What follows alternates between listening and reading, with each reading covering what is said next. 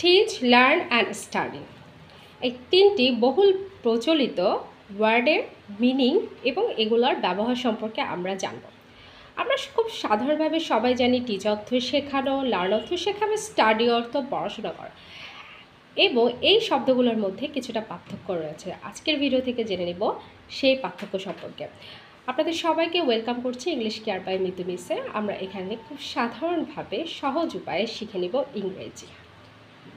Teach means to impart knowledge or skill in a subject by giving instruction to somebody. সাধারণত টিচিংয়ের ক্ষেত্রে যেটা হয় যে আমরা অন্যকে বিভিন্ন বিষয়ে জ্ঞান এবং দক্ষতা অর্জনে সহায়তা করি, বিভিন্ন ধরনের ইনস্ট্রাকশন দেয় এবং সেই অনুযায়ী তারা কাজ করে। যেমন I teach English in a school, অর্থাৎ আমি একটা স্কুলে ইংলিশ শেখাই, সেখানে ইংলিশ সম্পর্কে বিভিন্ন ধরনের ইনস্ট্রাকশন কীভাবে ইংলিশ শিখতে হয় সে সম্পর্কে শেখাই। তো শেখানো অর্থে আমরা ব্যবহার করছি teach. What would you like to teach if you were a teacher? যদি তুমি টিচার হতে তাহলে তুমি কি শেখাতে? শেখানোটাই হচ্ছে teach. So go to the next step. Learn to gain knowledge or skill by studying or practising.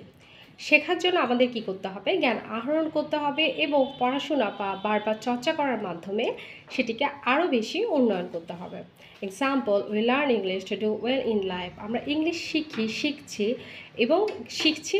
শিখছি এবং তার মাধ্যমে হচ্ছে আমরা জ্ঞান অর্জন করছি এবং সেক্ষেত্রে দক্ষতা অর্জন করছি। Study, to use one's mind to gain knowledge by reading or doing research.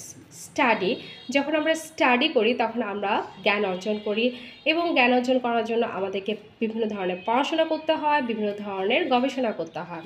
I study about phonics. I hope you can learn these 3 words perfectly and know its real meaning. Thanks for watching the video and do subscribe please.